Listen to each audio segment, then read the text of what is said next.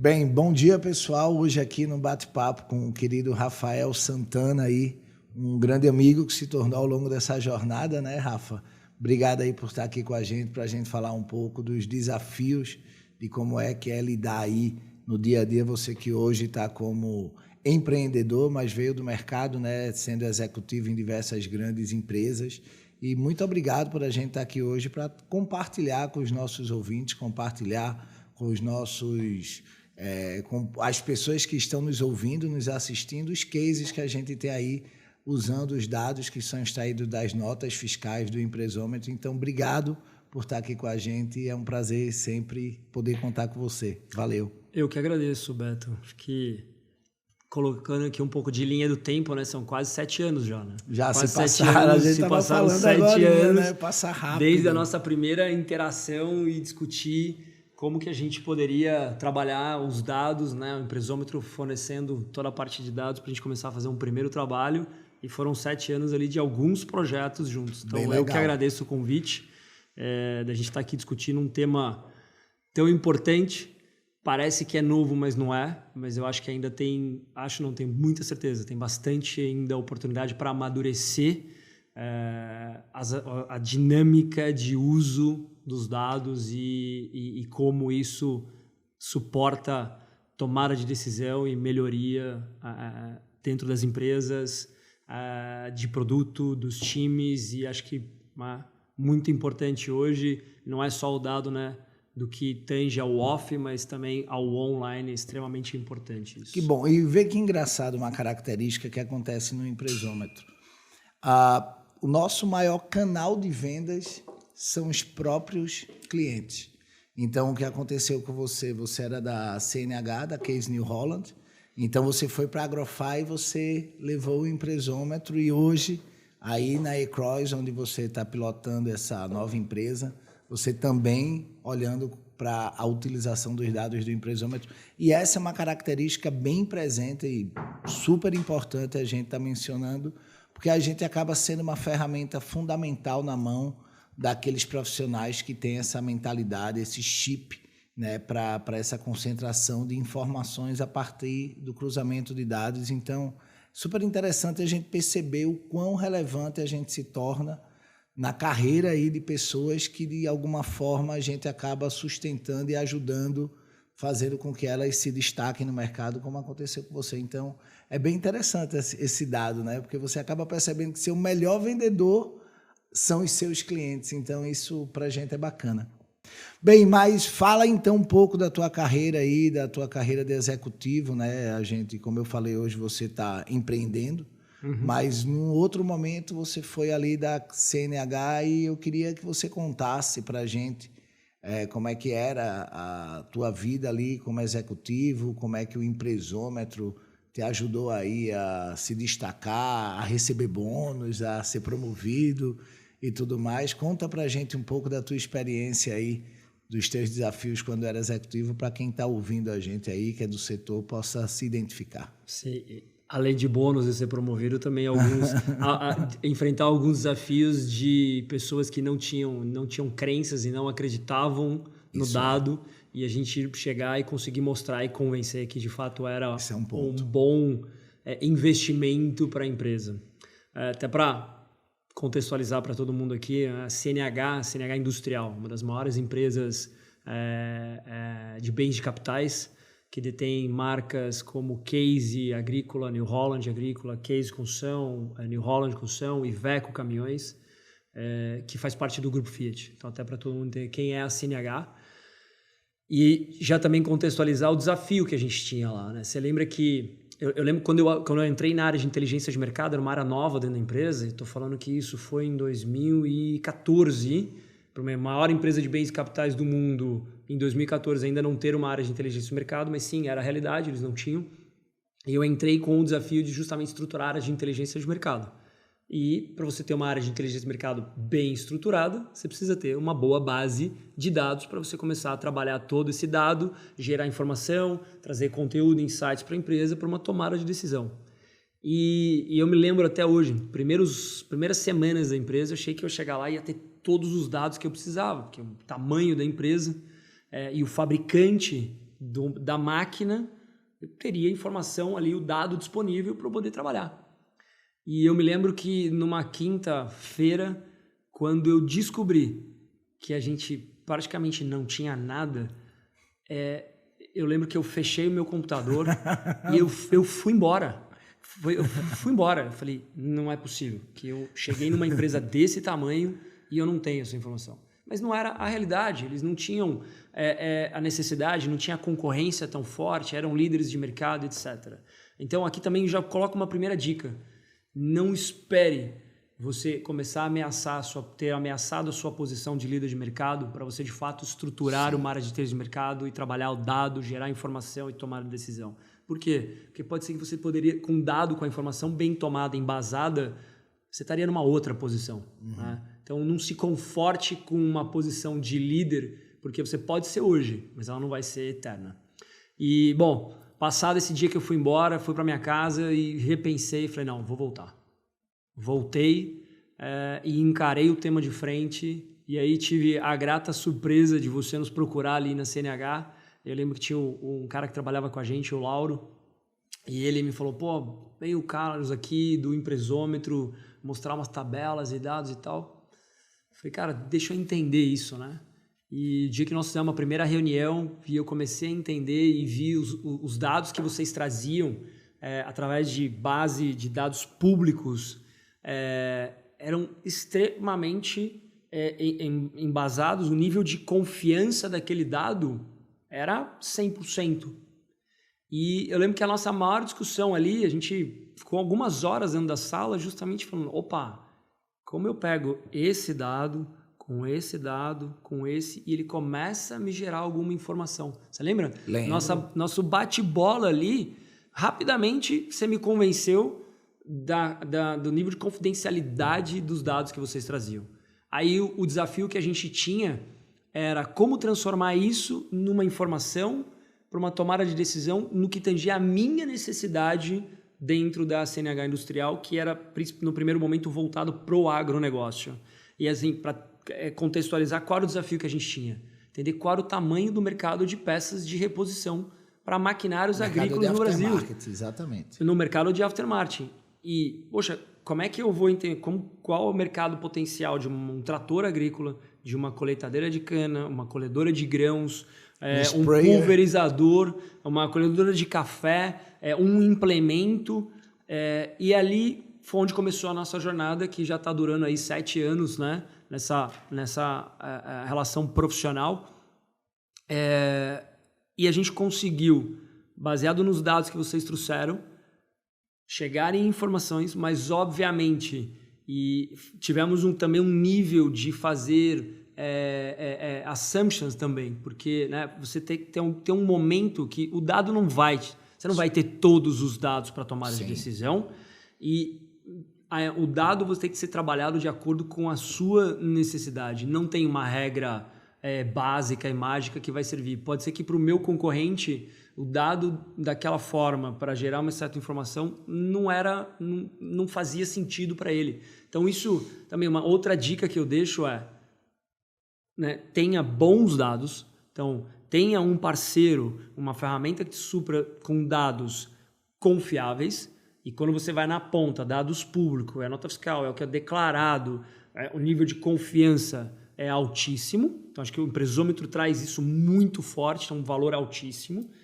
2, entenda muito claramente qual é a sua necessidade, qual é a sua dor, qual é o objetivo que você tem para embasar a decisão de que dado você precisa, mas tenha uma certeza. Você também tem que ter um nível de inteligência e conhecimento do seu negócio e da sua dor, porque você vai ter que fazer assumptions para você sair do outro lado. Então, isso foi foi o nosso trabalho aí por um bom tempo. Uma coisa que eu sempre falo, e você com certeza resumiu bem, as pessoas às vezes não sabem as perguntas que querem responder. Né? Então, uma característica muito forte cara, para eu chegar no que você colocou, eu acho que a primeira coisa qual é a pergunta que você quer responder? Né? Porque quando você sabe a pergunta que você quer responder, você vai compreender quais são os dados que você tem para compreender quais são os dados que você vai precisar e buscar. Né? Então, eu vejo que o tema inteligência de mercado, embora não seja um tema novo, mas ele é um tema novo, né? Porque quando a gente para e pensa que se não tivesse sido Steve Jobs e Zuckerberg, talvez nós não estaríamos falando de dados, né? Então, 2007 para cá. E eu vejo também que os profissionais, eles vêm passando por uma mudança de mentalidade cada vez maior, principalmente, Rafa, no que diz respeito a quais são os dados que eu preciso adquirir para eu não ter uma indigestão. Né? Porque a quantidade de dados que trafega ela é gigante e quando você compreende o que realmente você precisa, aí eu acredito que realmente os dados que a gente lida no dia a dia são realmente relevantes para uma tomada de decisão. E eu lembro lá da CNH que, a priori, eu não sei se você lembra disso, mas a conversa da gente começou, e a CNH é nossa cliente até hoje, tá? A conversa começou por Curitiba, e aí verdade. Lá em Curitiba o pessoal não deu valor. Esse dado, eu não sei como, foi parar aqui em São Paulo, na fábrica daqui de São Paulo, e eu lembro que assim que você viu, você fez, cara, eu quero conversar com esse pessoal, porque eu nunca vi isso e tal. E eu lembro também que um outro desafio nosso, que é um desafio muito comum na área de reposição, que embora é para o agro, mas ele está dentro na minha cabeça de um guarda-chuva, que é basicamente o alto, que é uma dor que acontece em todo o mercado de reposição, que é como é que eu normalizo os meus produtos e eu catalogo, porque eu tenho lá os part numbers que precisam ser normalizados e identificados, porque tem peças que, embora é New Holland, mas elas podem caber numa máquina que não necessariamente é New Holland e vice-versa. Existem as peças genuínas e as peças genéricas que podem ser utilizadas. E a gente ali teve um desafio grande. Tu lembra disso? Eu lembro que foi justamente no projeto que a gente estava desenvolvendo uma marca nova do grupo, focada no mercado de aftermarket, mercado de reposição.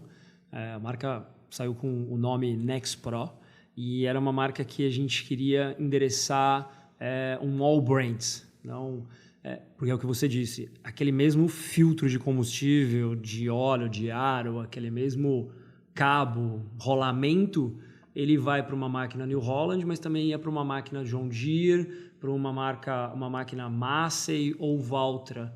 E esse foi o nosso desafio de como cruzar e falar, bom, esse part number 1 da New Holland, ele vai nessa máquina XYZ que tem esse part number e a gente vai fazer todo esse cruzamento de dados.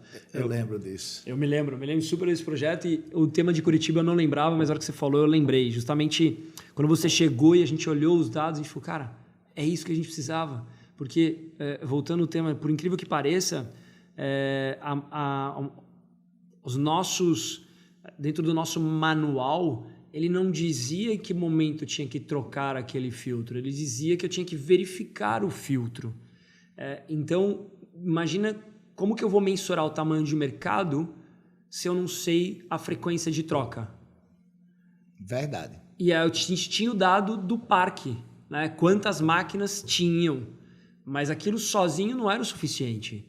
Então, a gente foi através de notas fiscais, quanto se comprava daqueles itens de manutenção preventiva, o que tinha de manutenção corretiva, baseado em dados de hora de trabalho da máquina por safra. Então, eram informações de lugares distintos, só que me faltava uma perna muito importante. Eu não sabia qual era o consumo dos produtos, das peças de reposição. Eu tinha o parque, tinha quanto uma máquina trabalhava numa safra, mas não sabia quanto o cara gastava naquela máquina.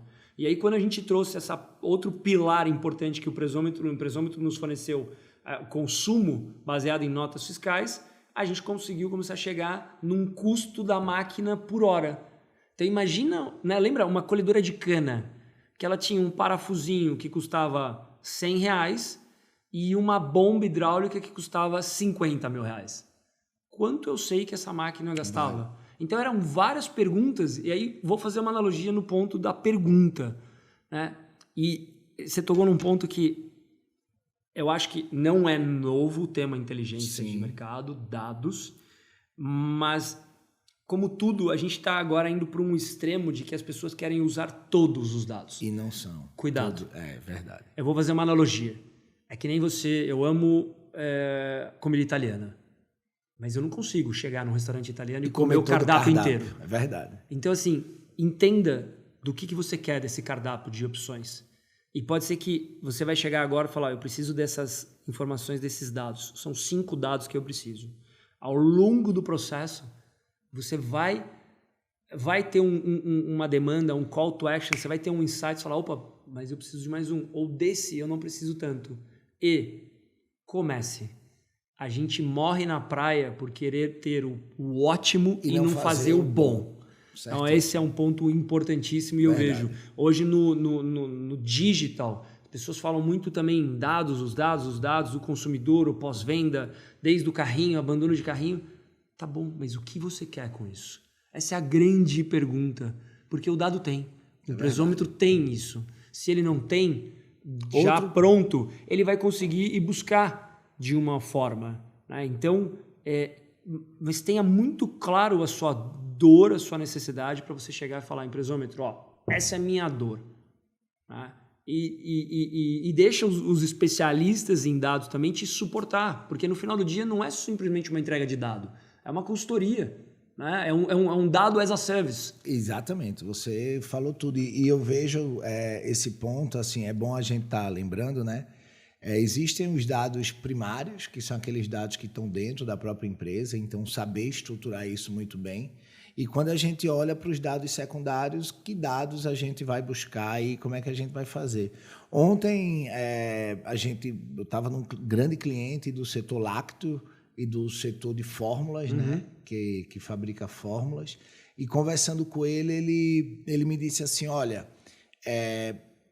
exatamente o que você colocou, cara, eu já tenho aqui 8 fontes de dados, mas eu tenho um dado que hoje eu não tenho, que é entender o preço que o produto está sendo vendido do atacadista para os varejistas. Porque da indústria para os grandes varejistas a gente até mede, mas quando sai do atacadista para frente a gente não consegue ter essa leitura e tal. E o ponto é esse, não adianta você querer tudo se você não tiver a capacidade de digerir o básico. Né? Então é muito bacana quando você entra, é uma das coisas que a gente fala direto. A gente não quer qualquer empresa. Eu acho que a cultura de tomada de decisão baseada em dados é fundamental. Veja o desafio que você teve de trazer para a Case, para a CNH, a estrutura de uma área que precisaria ter pessoas que tomassem decisões baseadas em dados. Né? Onde tem dados, não cabe mais eu acho. Né? O que é que os dados me dizem? E uma outra coisa também que você colocou que eu acho fantástica é quebrar esta barreira de que o novo não é bom. A gente evoluiu. Né? Então, empresas que antes tinham metodologias de inteligência de mercado, de acompanhar o carro da logística para poder entender, de fazer a pesquisa de cliente oculto para poder saber preço e tal, tudo bem, isso ainda existe, mas a gente hoje coexiste no ecossistema onde a tecnologia ela domina e muitas das coisas que antes se fazia hoje a gente já não vê mais.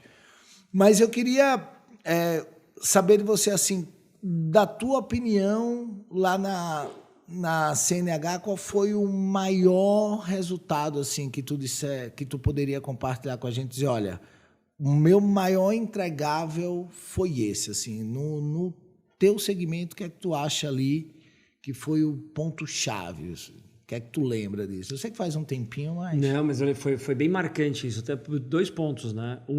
Esse case, né, dessa estruturação que a gente fez da área de inteligência de mercado, através dos dados, e conseguir entender o tamanho do mercado agro e o nosso, né, o share of wallet, ou seja, quanto que eu participava do custo da máquina, todo esse trabalho que a gente fez em parceria com o Empresômetro, foi o case que eu apresentei no fórum de inteligência de mercado da Live University. Então, esse Legal. foi um baita case, a gente apresentou tinha mais de 400 pessoas ali do tema, e isso gerou um engajamento das pessoas que estavam no fórum, me procurando depois. Depois disso até fui participar sendo professor dentro de inteligência de mercado, né? E o que me ajudou muito é também ganhar conhecimento de outras áreas de mercado. Então, também a dica que eu deixo é, cara, abre, expanda, vai 361 graus. Tem outros segmentos de mercado que você pode aprender muito. Sim. Mas então esse foi um ponto que aconteceu. O outro, imagina a gente na América Latina, em uma empresa multinacional que é a matriz europeia, normalmente tudo acontece lá. Lá começa primeiro, lá vira o primeiro case de sucesso e de lá as outras regiões têm que fazer. Foi a primeira vez na minha carreira que algo que fizemos aqui, numa regional, virou benchmark e referência e a metodologia implantada a nível mundial para como mensurar tamanho, né, do mercado de peças de reposição em agrícola, maquinário de construção e veículos comerciais da marca Iveco. Então, isso foi para a gente um reconhecimento muito importante. E por quê? Porque no final do dia a gente conseguiu sair com as respostas. Então, qual era o tamanho do mercado? Puta, não estava na vírgula, mas assim, que nem propaganda de desinfetante, mata 99,9% das bactérias, 99,9% respondia o que a gente precisava. Não tinha uma resposta dentro da companhia em qualquer nível. Esse é outro ponto importante. Trabalha a inteligência de mercado, cara, como uma área que ela serve como um helicóptero dentro da estrutura. Ela sobe e desce e consegue atender todas as áreas. É verdade. Desde do operacional, tático, estratégico e o board da empresa. E a gente conseguiu. Então a gente sabia claramente o tamanho de mercado, mas mais do que o tamanho do mercado, qual era a minha participação. Isso drivou desenvolvimentos, investimentos na empresa. Foi o que drivou a gente desenvolver uma nova marca. Então a gente conseguiu responder essas informações e até hoje são usadas. E obviamente a gente foi aprimorando. Aí chegou um momento que a gente começou a entender como dados macroeconômicos influenciavam no consumo da máquina. Poxa, mas e aí, o que é isso? Questões, incentivos econômicos e políticos para o agronegócio mexiam na demanda. Sim. Incentivo à economia, que agro é quase que 1/3 do PIB brasileiro, a gente está falando de 1,3 trilhões, 26, 27% do PIB envolvia. O clima envolvia no consumo da máquina. E aí a gente foi aprimorando tudo isso. E foi entendendo. Então, acho que de entregável, a gente respondeu as perguntas. Então, assim, o maior entregável que você pode ter numa área de inteligência de mercado, com bom uso de dados, você responde as perguntas de 99,9% das pessoas das áreas. E eu lembro de uma coisa que você falou quando a gente começou, que você dizia assim, Carlos, eu estou num quarto escuro. Né? Então, se você me acende um isqueiro aqui, eu já tenho uma visão mais curta. Se amanhã eu transformo esse isqueiro numa lamparina, eu já tenho uma visão um pouco melhor. Sendo que, na medida que você vai crescendo, eu lembro disso como ninguém. Daqui a pouco eu tenho uma lanterna, então eu já tenho um facho. Até o momento que eu vou ter um farol e tal. E sempre que eu estou numa conversa com alguém, eu vejo muito disso. As pessoas não conseguem ler o que a gente é capaz de entregar. E a gente lá na CNH, uma coisa que a gente tem como diferencial é principalmente como é que a gente normaliza esses dados, né? O mercado ele tem um vício de acreditar que a classificação da NCM é uma verdade absoluta.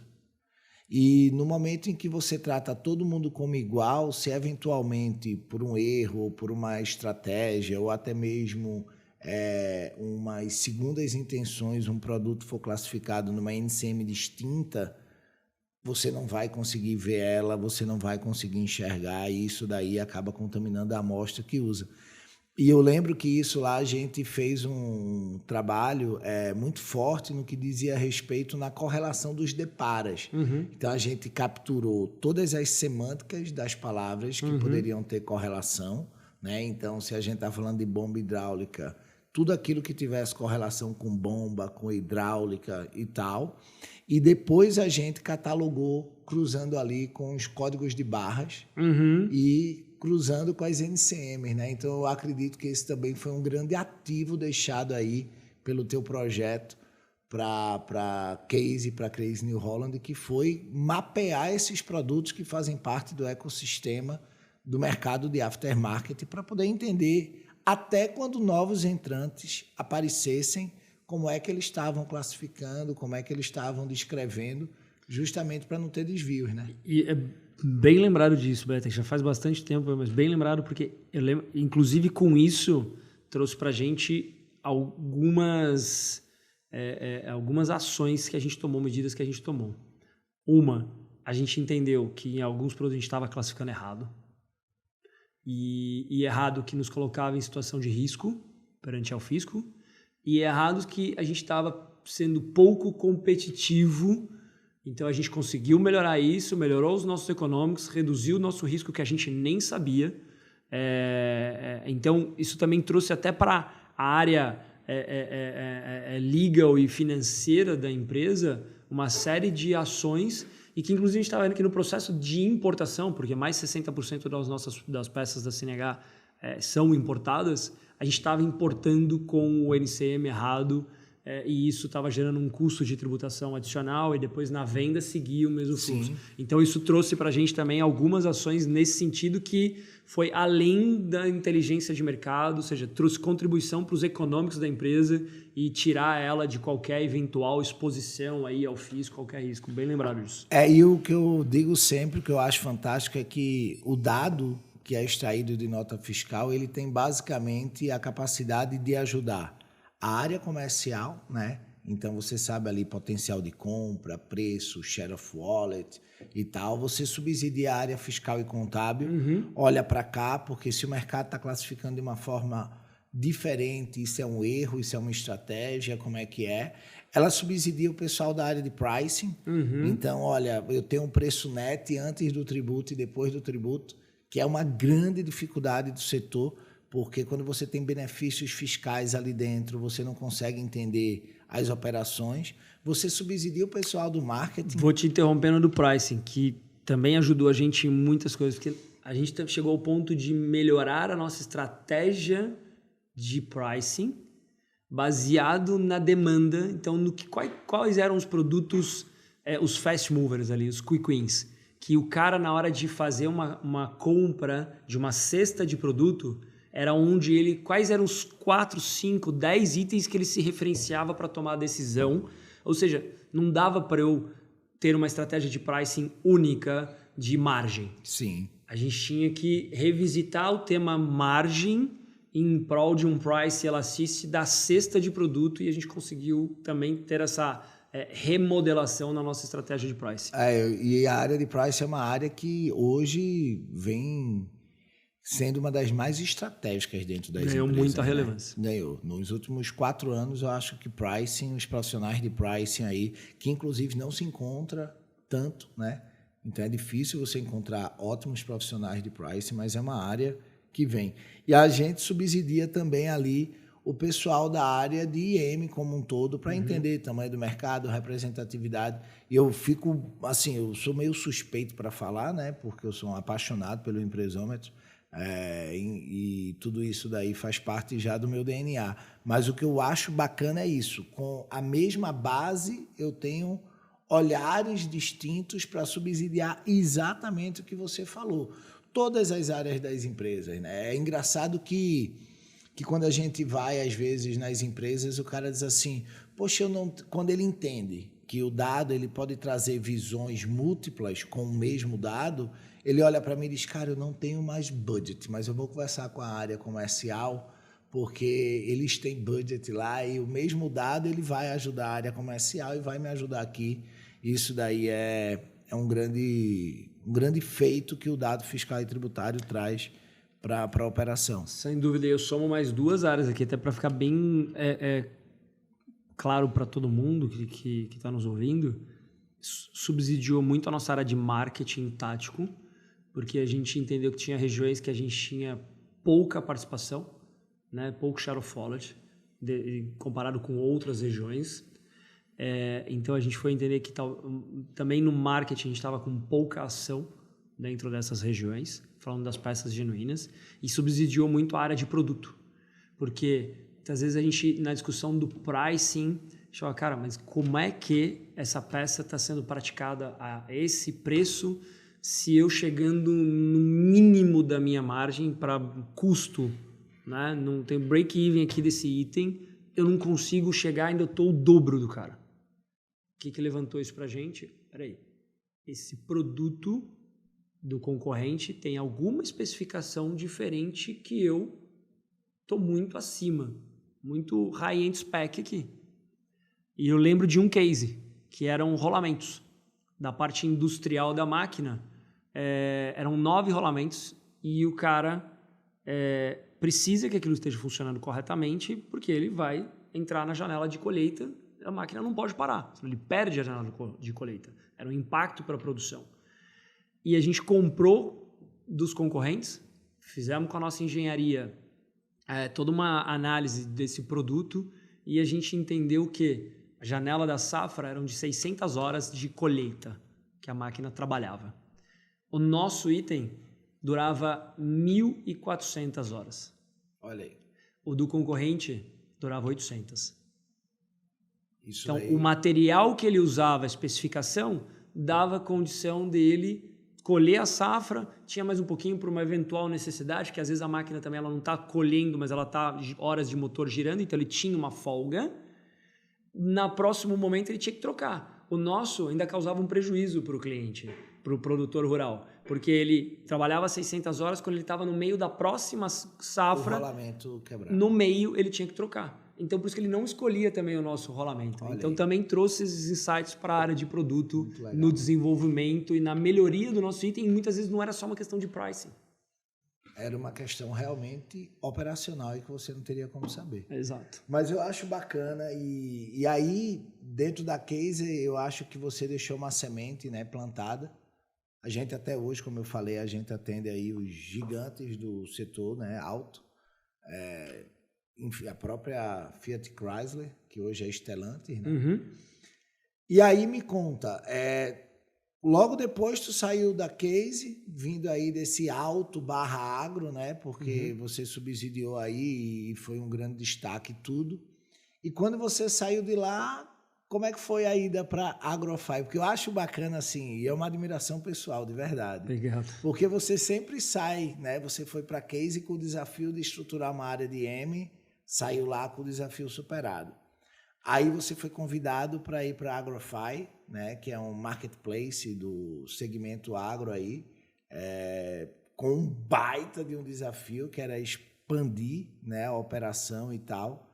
E aí fala pra gente como é que... Primeiro fala um pouco da Agrofy, para quem não conhece, né? Eu acho que a Agrofy e você tem uma relação muito próxima. De né? amor. De amor, porque o que está hoje lá é fruto dos teus esforços aí, do teu envolvimento. E fala pra gente aí como é que foi essa mudança e essa migração com essa ida aí para a Agrofy. Foi uma decisão bastante importante de carreira, porque ou seja, eu vim sempre em empresas grandes, multinacionais. Minha carreira começou em multinacionais e a CNH foi a minha última dentro desse contexto de grandes corporações. E tinha muito o objetivo de ir para o mundo, né, das startups, que elas classificam ela, né, as grandes corporações são transatlânticos, as startups para mim são as lanchas, né, super velozes, bem estruturadas, têm potência em condução, mas elas são ágeis, são dinâmicas. Né? Para mim é o diferencial. Que é um super diferencial. E aquele foi o momento onde estavam começando as primeiras agtechs, né? E eu tive a grata oportunidade de startar a operação da Agrofy aqui no Brasil, um marketplace agro de nicho, o primeiro marketplace agro da América Latina. Nasceu na Argentina, assim como o Mercado Livre, né? Então, os argentinos têm um DNA muito aí voltado a marketplace, tecnologia para o e-commerce, assim como outros, né? Decolar e etc. E eu me baseei muito nisso. Poxa, eu sou fã do agro, é um marketplace, é argentino, os caras são bons nisso. E eu startei a operação deles aqui no Brasil.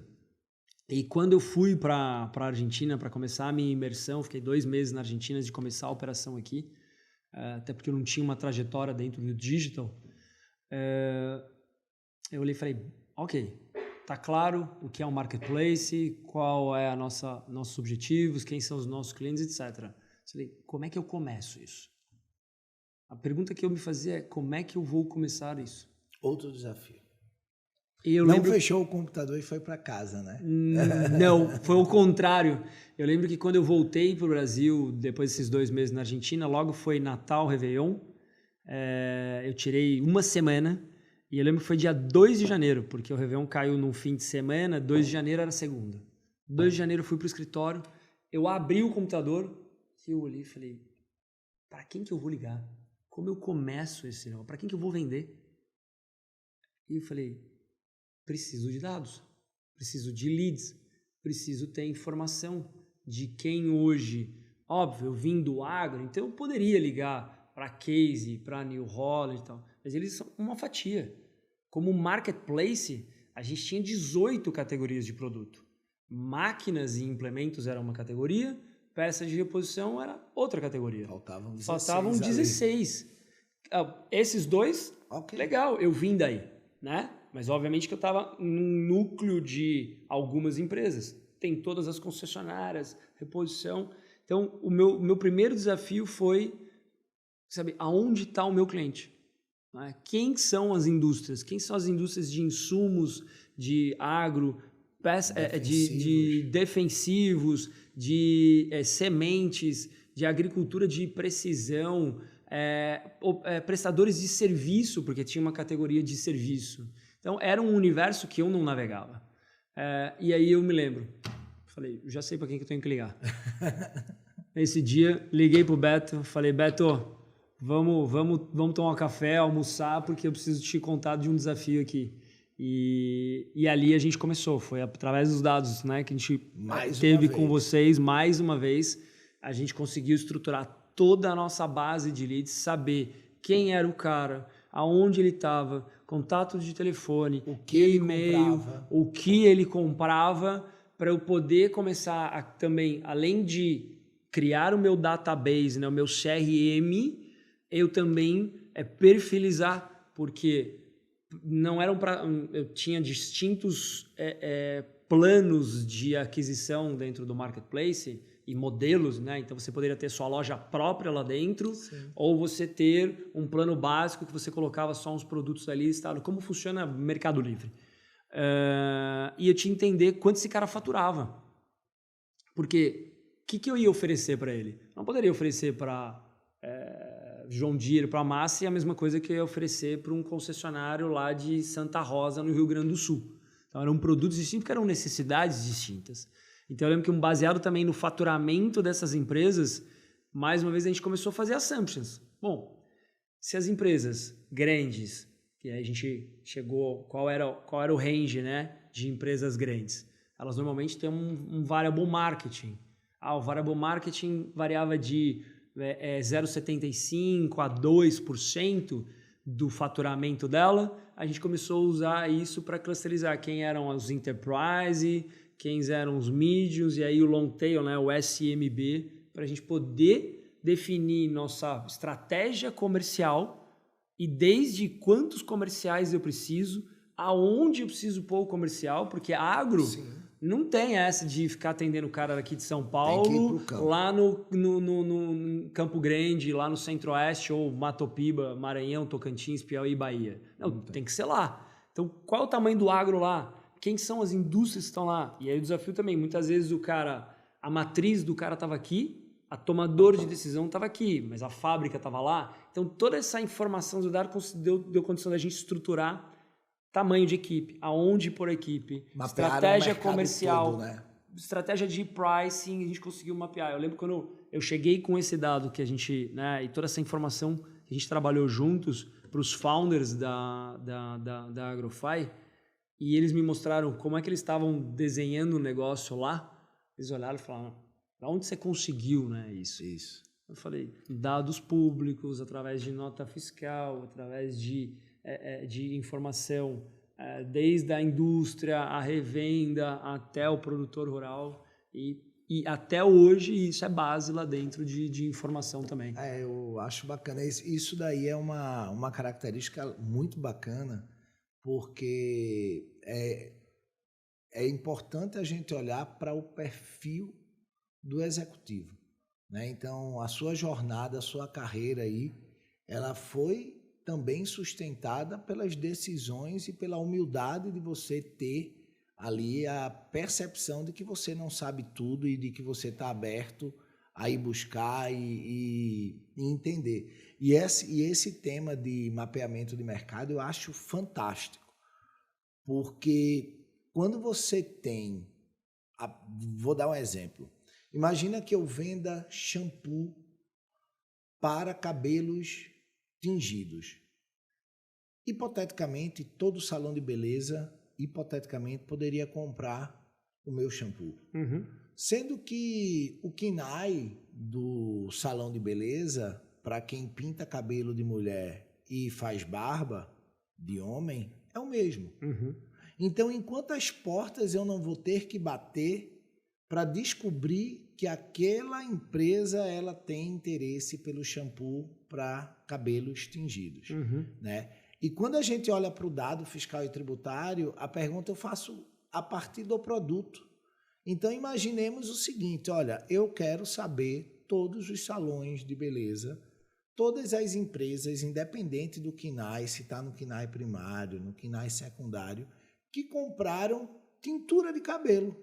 Então, eu correlaciono um dado, que não é o meu objetivo principal, mas que a partir daquele dado correlacionado, a partir do produto, a partir do item, eu identifico quem são as pessoas que podem me interessar. Uhum. E ali eu vou chegar para ele, se ele está comprando tintura de cabelo, ele certamente vai precisar do shampoo.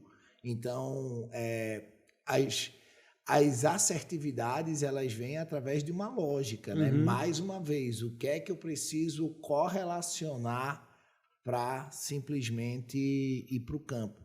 E eu lembro desse trabalho aí, né, dessas 18 categorias, e que você naturalmente fez um grande trabalho aí, Latam, né, com a Agrofy. Fala dos números um pouco para a gente, de quando você entrou para quando você saiu, como é que a Agrofy ficou aí no mercado com a tua presença dentro dela? Beto, eu entrei quando eu comecei a startar a operação da Agrofy, era Equipe. Equipe. Eu costumo não falar tinha que equipe, tinha Equipe. Essa eu vou imitar. Eu tenho a figura do empreendedor, que o cara quando começa, ele é o financeiro, ele é o marketing, ele é o atendimento, ele é o Ele faz o café, ele limpa o banheiro, ele faz tudo. Eu empreendedor, né? Mas eu gostei dessa. Equipe. Gostei. Eu fiquei 4, 5 meses sozinho aqui. A empresa não tinha CNPJ, não tinha nada. Estava tudo em processo de abertura, o site estava em espanhol, enfim. E primeiro ano cheio, né, nosso, fiscal, foi 2019. Então, comecei em 2018, o primeiro ano cheio foi 2019. O primeiro funcionário que a gente trouxe foi em março de 2019. E chegamos aí, final do ano, a 43 pessoas em 2019. Foi um ano importantíssimo porque a gente também estava saindo para uma rodada de Série B. E ao mesmo tempo que eu estava começando o negócio no Brasil, era o Brasil que ia drivar o valuation para essa rodada de Série B. A gente tinha uma necessidade na época de $15 milhões de caixa para 18 meses de running. A gente queria 20 para tomar algumas ações em outros países da América Latina, para acelerar um pouco a expansão. E aí eram países menores, menos relevantes dentro do contexto agro, mas que era importante a gente estar marcando a presença. No final de 2019, a gente estava caminhando para entregar quase 100% dos objetivos que a gente tinha. E na época a gente tinha objetivos com quantidade de sellers dentro da plataforma, quantidade de part numbers, de produtos que eles tinham listados dentro da plataforma, que isso me dava tráfego e que me dava geração de negócio, que é os 4 básicos indicadores de um marketplace. Eram os 4. Ou seja, tinha que ter uma capacidade boa de entrada de novos sellers dentro da plataforma, e aí, base para tudo isso foi todo o trabalho de dados que a gente fez, para eu saber onde estava o cara e que eu oferecer para ele para reduzir o meu ciclo de vendas e aumentar o meu conversion rate ali de assinatura de contratos, de adesão ao marketplace. A gente fechou 96,7% dos nossos objetivos, e que para um primeiro ano de operação, onde eu estava montando a equipe, foi muito bom. Com isso, a gente conseguiu melhorar o valuation da empresa e a gente fechou $24 milhões. Então, não que a gente despendeu mais, a gente se diluiu mais, né? Os fundadores não se diluíram, eles venderam exatamente o percentual que eles queriam vender para aquela rodada de Série B, só que num valuation muito melhor. E o que nos deu condições em 2020, a gente aumentou a equipe para quase 80 pessoas. E começou a ter... inclusive áreas que a gente não tinha na Argentina, porque o modelo de negócio lá até então não exigia, e aqui no Brasil a gente começou a ter áreas e outros modelos de negócio dentro do guarda-chuva da Agrofy. Para mim foi uma baita experiência, foi a minha trajetória ali de sair do DNA equipe e executivo para eu empreendedor e aí um empreendedor de fato. Então, acho que de novo eu volto num ponto assim, e que você tocou aqui do tema da humildade, e eu vou adicionar o tema simplicidade. Seja simples, seja básico no que você quer fazer. Porque muitas vezes a gente, ser humano, a gente quer... eu brinco que, principalmente os empreendedores, e não é pejorativo isso, é do DNA e tem o valor ali. Mas eles pegam uma tela em branco, pinta ali alguma coisa e fala que é a Mona Lisa no estado da arte. Mas nós, executivos, a gente também tem esse hábito de querer fazer algo extremamente complexo e tal. Ainda mais quando você está num processo de início de uma área de inteligência de mercado, ou de amadurecimento, ou de aperfeiçoamento, você vai encontrar barreiras no meio do caminho. Sim. Principalmente interna. Pessoas que vão dizer que não acreditam naquilo, ou que isso não faz sentido, ou que o investimento é muito alto e que ele não se paga. Então, comece simples. Estratégia ponta de lança. Na área de inteligência de mercado, tenha uma estratégia de ponta de lança. Qual é a primeira pergunta que eu tenho que responder? O que eu preciso para responder essa primeira pergunta? E é o que eu sempre falo. Pense grande, comece pequeno e escale rápido. Isso é fundamental, né? Porque a gente acaba morrendo na praia, muitas vezes, por fazer o ótimo, né? O complexo para ficar bonito. Não. Mas se esquece do básico. Mas se esquece do básico. Acho que isso é um ponto também, até dentro de... Isso aconteceu no CNH, mas dentro de Agrofy também. O básico que eles usavam lá na Argentina não me servia para o Brasil, né? Não me dava condição. E a gente, a partir do básico, conseguiu chegar em bons resultados, que era o suficiente, né? Nem price elasticity, tem hora que você desce o price e sua demanda não vai aumentar. Cara, o que você precisa de estruturação, de inteligência de mercado, de dados para ter informação e drivar toda a sua estratégia, tomada de decisão, para você atingir aquele objetivo, né? E em startup, cara, esquece essa bullshitagem de 5 years plan. 5 years plan, meu amigo, é um ano. É um ano. Seu longo prazo é um ano. Então, drive tudo isso para um ano. É verdade. E tem ações que sejam... Eu digo sempre, né? Principalmente depois da pandemia.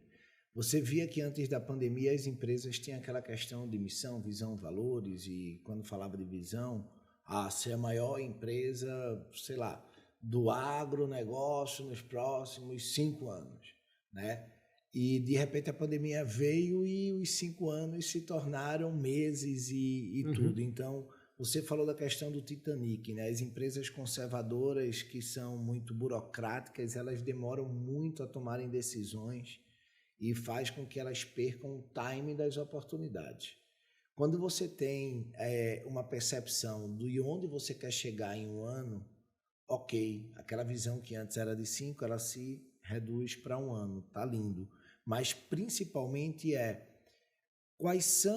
qual é a periodicidade que eu preciso estar acompanhando isso, porque se algo mudar, e aí a gente vai entrar numa fase se algo mudar no cenário político, se algo mudar no cenário econômico mundial, se algo acontecer, cara, minha estratégia vai para o lixo. Se eu não tiver ali um plano de socorro imediato, né? Então, a imediatidade, ela vem do quê? De um controle no curto prazo. Então, olha, eu sei onde eu quero chegar em um ano, mas todo mês eu estou aqui acompanhando, de 3 em 3 meses eu estou revendo, eu cortei minhas ações dentro de atitudes e não há nenhum problema se algo eu precisar mudar.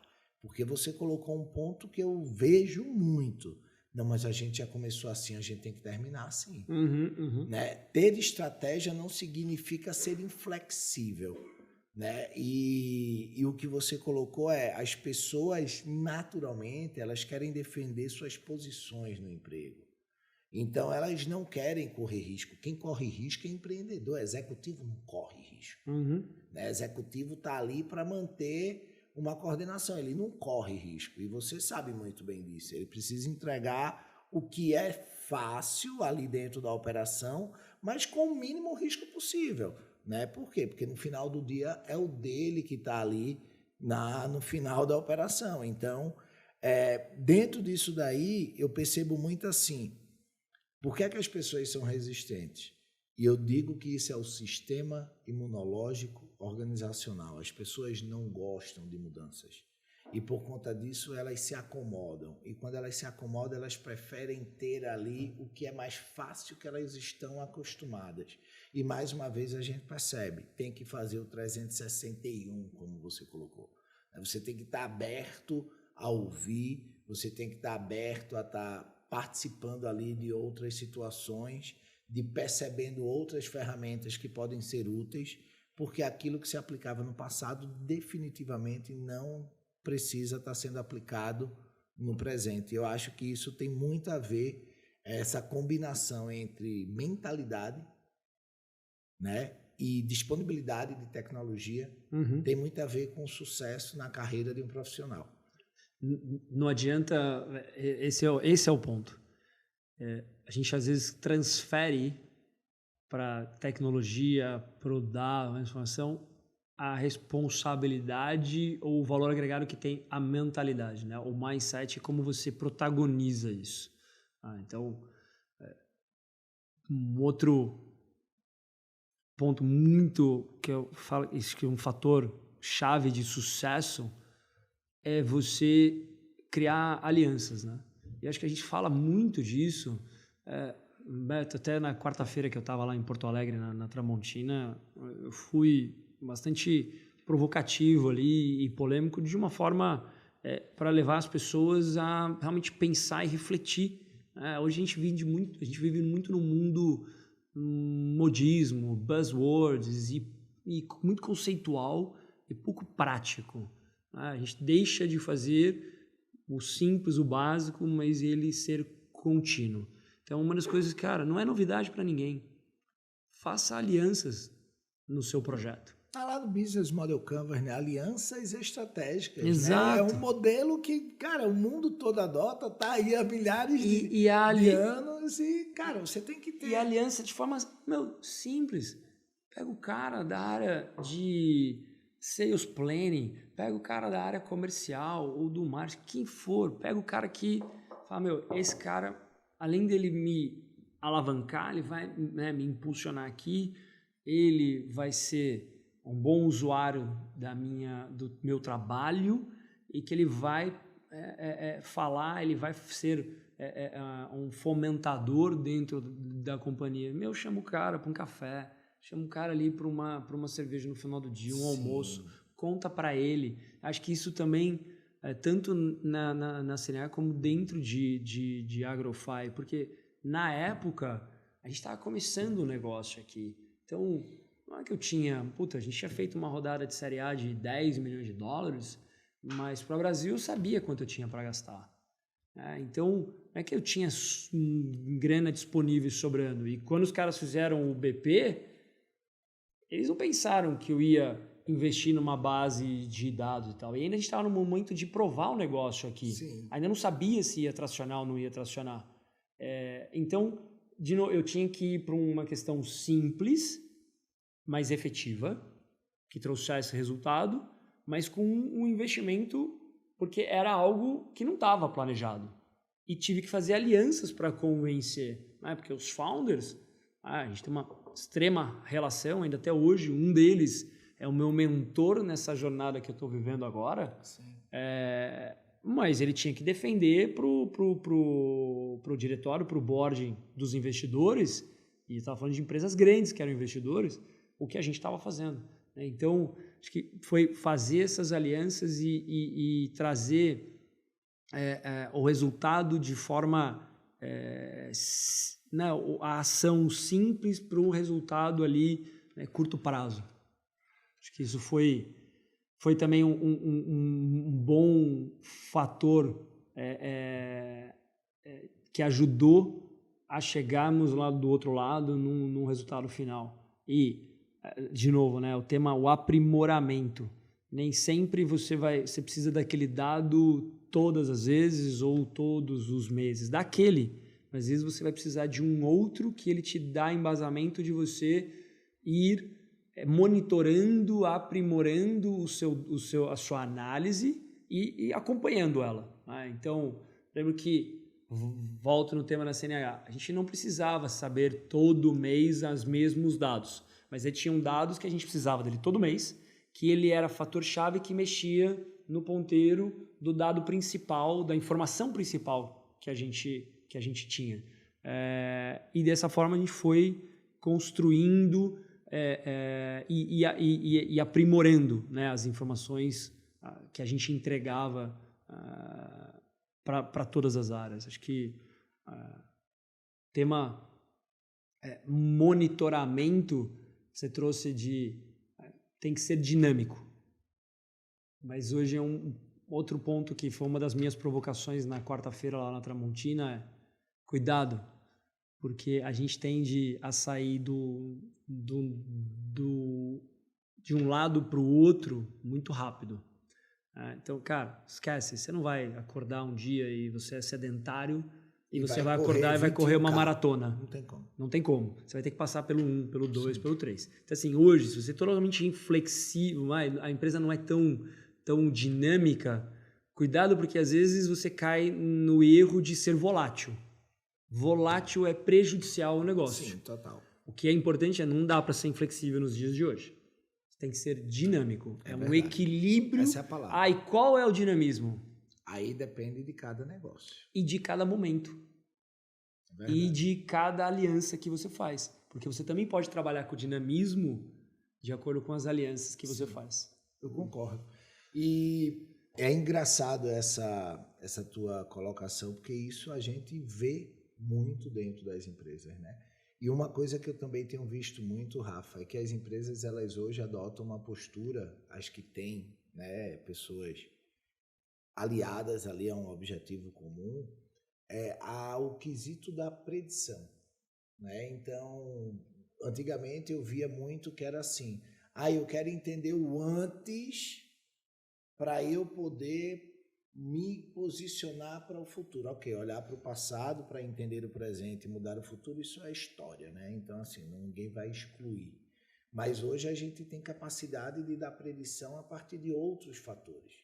Então, poxa, se eu sou um cara que trabalho com acabamento de um edifício, por exemplo, eu vendo argamassa, qual seria um indicador que um dado fiscal ou um dado tributário poderia me trazer para eu compreender o momento em que uma obra está em fase de acabamento? Né? A quantidade de desligamento de funcionários de uma SEI, porque toda obra ela tem ali colaboradores inscritos naquela SEI e no momento que ela está na fase de acabamento, há um desligamento maior, porque o acabamento não exige tantas pessoas como antes, e naturalmente você vai acompanhando. E é um posicionamento que eu tenho visto muito nas empresas, essa questão da predição.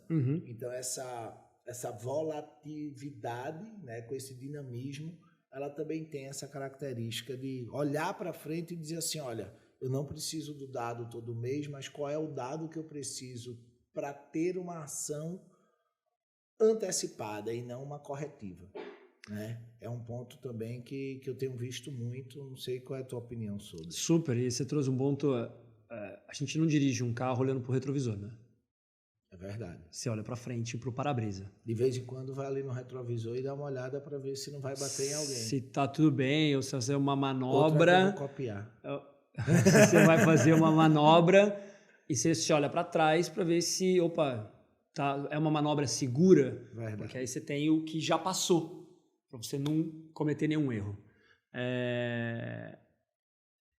Ou seja, as pessoas deixaram de olhar, né, para o passado para querer prever o futuro e estão olhando de fato para frente para uma análise mais preditiva do que você vai ter no momento para frente. Hoje muito no e-commerce, e agora vivendo mais o e-commerce, isso está acontecendo muito. E eu, assim, eu toquei no assunto do preditivo justamente para dar ingresso aí nessa questão, né? Porque você encerrou tua jornada na Agrofy, cumpriu teu papel, saiu de lá, entregou, é amigo até hoje dos founders, então, como você bem colocou, né, mentorado. Um deles é meu mentor hoje. Né, e daí você saiu do executivo para ser o empreendedor. E quando a gente fala de predição, eu fico, assim, admirado, porque você naturalmente ali olhou para um buraco, né, no mercado. Não é novidade, óbvio, mas é uma tendência que cresce de maneira abrupta. E eu acredito que aqueles que chegam primeiro bebem da melhor fonte. Aqueles que chegam na fonte primeiro bebem da melhor água, melhor falando. E você olhou para aquilo e foi aí, saiu do Rafa executivo, do Rafa enriquecendo os outros, né? Porque quando você trabalha em organização, você entrega resultados, são outros stakeholders. Totalmente. Né, para olhar para si e criar aí a eCross, que é a sua empresa, eu vou usar a sua startup, né, que eu acho que é um tema super interessante a gente falar. Às vezes existem preconceitos, né, porque é uma startup. Não, eu acho que são empresas do mesmo jeito, né? A diferença é que talvez a mentalidade por trás de uma empresa que traz ali todo esse know-how e benchmark de quem foi do mundo corporativo, de quem navegou em transatlânticos e em algum momento estava pilotando lancha, agora está aí se arriscando e se atrevendo, olhando para frente nessa percepção de crescimento para o mercado de e-commerce, para o mercado aí de cross-border. Então, fala agora para a gente aí da tua filha, né, a tua filha mais nova, né, porque você já tem uma filha aí linda. É linda, Antonella. Né, e dentro disso daí a sua segunda filha é a sua empresa, a sua plataforma. E fala um pouquinho dessa migração para a gente vai chegando aí ao final desse bate-papo, mas para o pessoal entender agora em que nível você está e como é que você vem construindo essa empresa com esse chip de dados que você adquiriu ao longo do tempo. Beto, acho que primeiro ponto, né? A minha trajetória de vida pessoal e profissional e a mesma vida, né? Tinha muito claro que um dia eu iria empreender. Então, eu aproveitei muito para me desenvolver e conhecer o que fazer, mas também o que não fazer dentro das grandes empresas. Eu aprendi muito disso lá. Depois da passagem por uma startup, o qual estava startando a operação deles aqui, mas eu não era o fundador, apesar de ter iniciado o business no Brasil, era um contratado, mas fui viver um aquecimento do que é empreender, num contexto completamente diferente, né, do que era uma grande companhia. E aí chegou o momento que eu resolvi, né, sair e empreender e colocar de pé a minha tese. Mas e qual que era o momento? Não sabia. Aí chegou um dia que eu descobri. Era a tese que eu me apaixonei por ela e que me trouxe um nível de obstinação para colocar ela para acontecer. Acho que essa, para mim, foi o grande aprendizado, né? Essa palavra incorporou, de fato, não é conceitual, ela está sendo realmente, né, vivida. Assim como eu falo que empatia não pode ser algo conceitual, Sim. tem que ser vivido. Para você falar, eu tenho empatia com alguém, eu estou obstinado, né, a esse projeto. E aí, você empreender tem que ter também um nível ali de encorajamento próprio. Não espere que alguém vai te encorajar e tal. Tem que vir de você, tem que vir de dentro, tem que transbordar. E o legal, o divertido agora é uma diversão. Eu trato isso como uma diversão muito responsável. Porque, né, o startup no estágio que a gente está, como você disse, é uma empresa como qualquer outra. E tem que ser. Você tem que dar resultado igual. Você tem que ter práticas parecidas de uma empresa grande. Mas tem que ser leve, tem que ser de forma, de fato, engajada e obstinada você colocar aquilo de pé. Então, para mim, está sendo uma baita momento, né, de vida. E por quê, né? Por que eu me obstinei a essa tese? A primeira coisa é porque ela é uma tese global, né? A gente fala que o nosso manifesto para o mercado, a gente fala que acesso a produtos e serviços no mundo é um direito de todos. Esse é o nosso manifesto para o mercado. E eu sou um cara do mundo, né? Eu morei muitos anos em vários países fora, eu sou um cara do mundo. Brinco que se eu pudesse viver num avião para lá e para cá, eu viveria. E essa é uma tese do mundo. Legal, mas aí você está é muito filosófico, né? Muito poético. Mas no final do dia, né, temos que dar resultado, temos que ter, né, sair para não mais trazer resultado financeiro, econômico para um grupo de investidores, mas trazer para si mesmo como empreendedor. E por quê? Mais uma vez a gente entrou no tema do dado, né? Analisando dados de mercado sobre o e-commerce, esse foi um ponto, né? No momento que a gente está, a gente nem tem que olhar para trás. Não tem que olhar para trás. É para frente. E quais são os dados desse mercado? Qual o nível de crescimento? Então, eu estou falando de um nível de crescimento o dobro do que um e-commerce local. Aonde estão as principais categorias? Por que o consumidor final iria comprar um produto internacional ao invés de um produto que está aqui local? Ou por que ele compraria, né? O que ele está buscando? Então a gente hoje conseguiu, através de uma série de dados de mercado e bebendo de fontes distintas, hoje a gente está discutindo pegar uma base de dados, monitorar os e-commerces nacionais para entender quanto eles vendem, qual é o nível de GMV, que plataforma eles estão usando por trás, né, o front dessa para eu também ser mais assertivo na minha estratégia, de novo voltando como foi a AgroFi. Quantos vendedores eu ponho? Aonde eu ponho? Como eu começo a priorizar o meu funil? Porque nem sempre, aquele e-commerce, o dado que a gente estava falando na semana passada, essa loja de e-commerce xpto.com.br, ela vende tanto. Legal, ela vende tanto. Mas qual é o potencial dessa loja de vender? Que categoria de produto ele vende? Quem são os players que estão Quem são os players que estão setorizando? É produto próprio ou é de outra loja, né? Então essas perguntas aí me ajuda a drivar a estratégia, né, de growth da empresa, que é o que eu mais numa startup eu preciso pôr. Como eu tenho a capacidade de escalar esse negócio. Eu já não preciso mais provar a tese. A tese já estava aprovada em números de mercado, mas a tese na perspectiva do consumidor. O consumidor quer. Agora a gente está vindo dar o que o consumidor precisa, baseado com suporte de uma tecnologia pautado em processos muito bem claros, um regulatório muito importante. Legal, o investidor já se convenceu disso. Agora o meu desafio é convencer ele a minha capacidade de growth. Minha capacidade de growth não é a capacidade do Rafael ou dos meus sócios ou da área de vendas de um pitch. estruturado em dados. É o ponto, eu sempre falo, é o ponto A e o ponto B. No nosso momento agora, o que vai fazer a diferença do ponto A ao ponto B são os dados e não está pronto. Essa é outra coisa. Não espere encontrar nada pronto. Dado é bruto, né? Quando você vai mina de ouro, o ouro está ali, mas ele está envolto em pedra, em calcário, você tem que achar ele ali dentro. É a mesma coisa. O dado ele está ali, ele está bruto. Você precisa trabalhar. Como eu trabalho isso? Então, VTEX é um super parceiro nosso. Nossa solução está integrada dentro de VTEX, assim como de outras plataformas, Adobe, Magento e tal. A VTEX, eu fui discutir com eles. Da onde eles, como que eles faziam a área de inteligência de mercado. Eu falei, como é que esses caras fazem, né?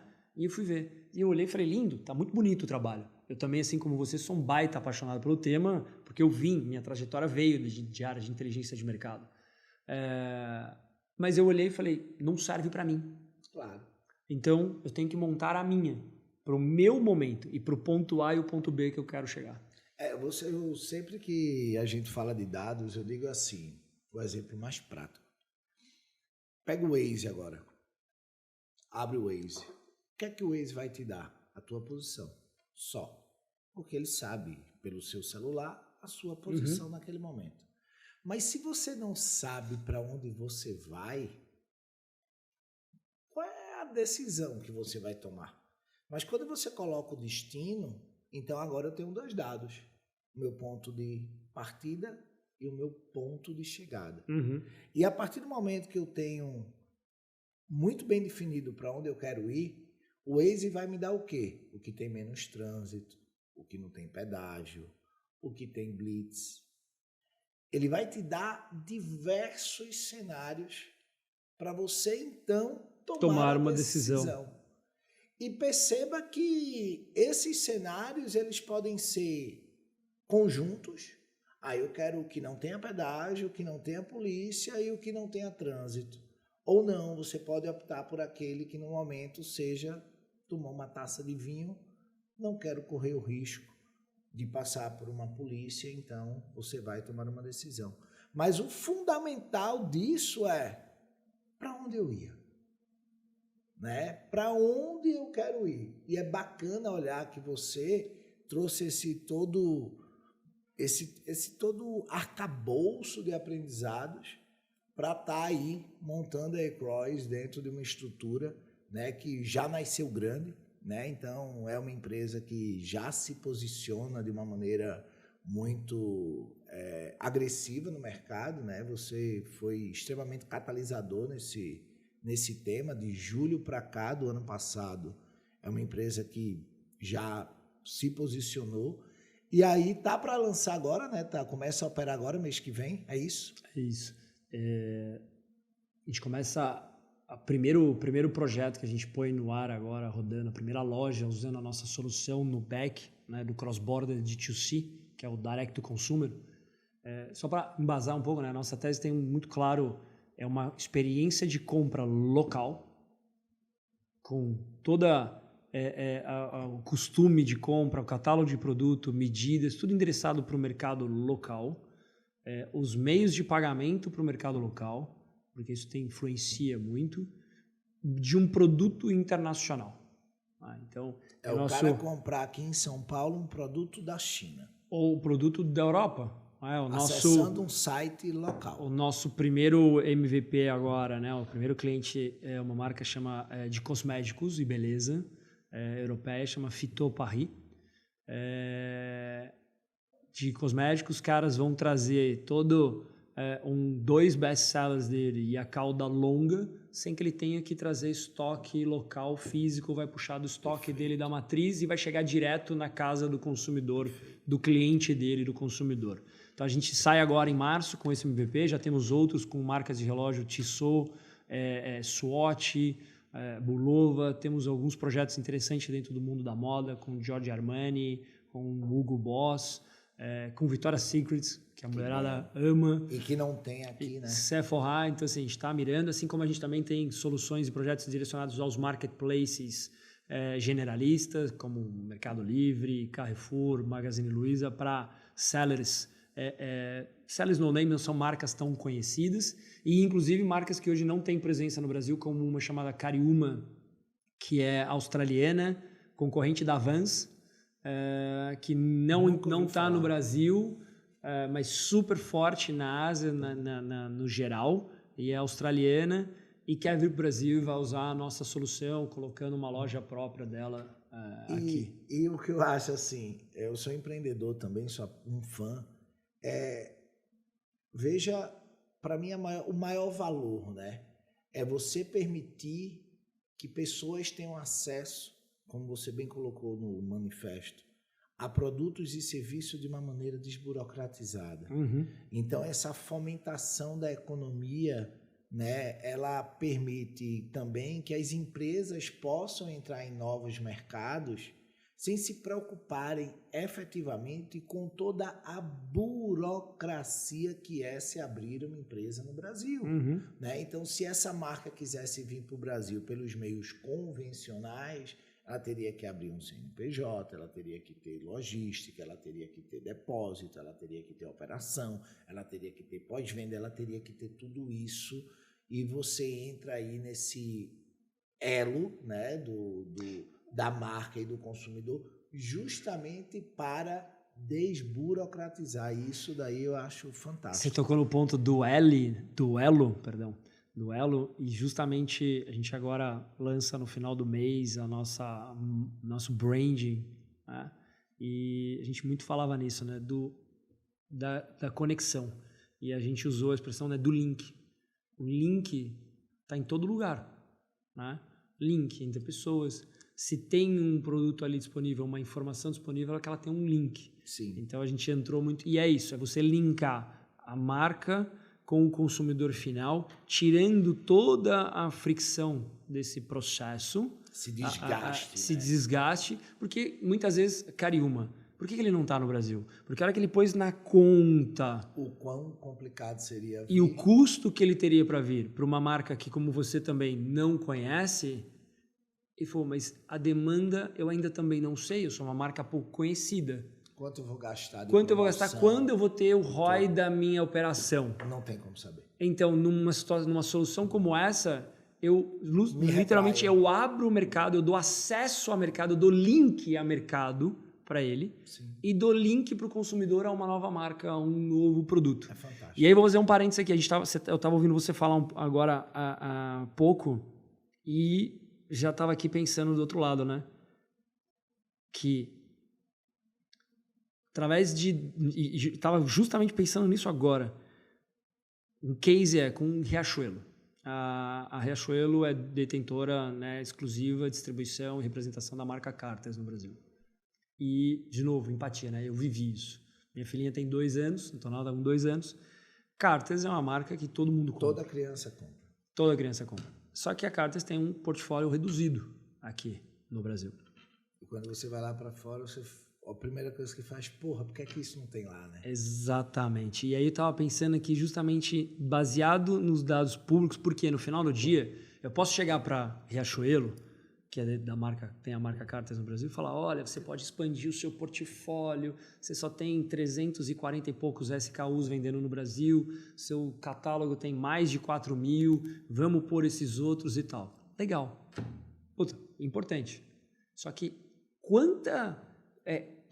a Riachuelo é um monstro. Ele já tem o 5 Years Plan dele.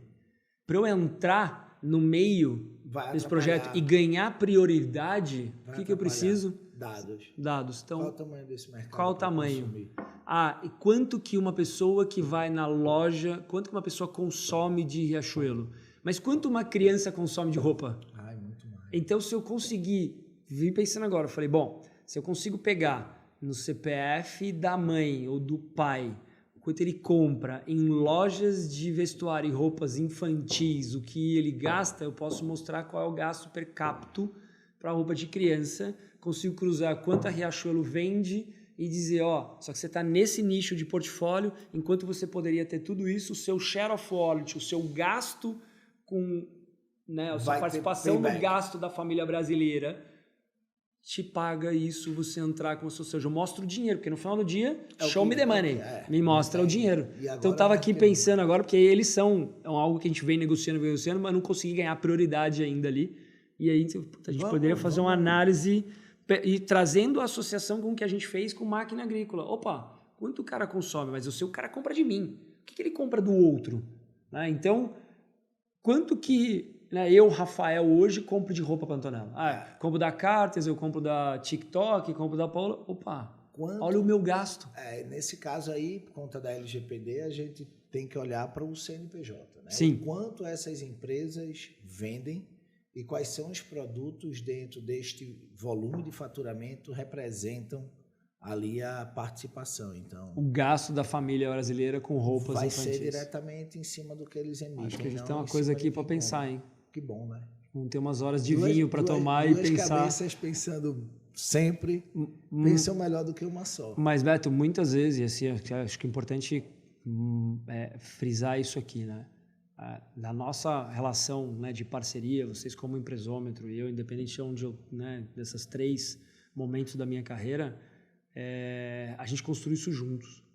Então, e vocês não vieram com a posição só do dado e me alimentando. Acho que isso é um ponto importante também, né? Porque vocês estão ali vivendo aquilo. É o core de vocês, não é o meu.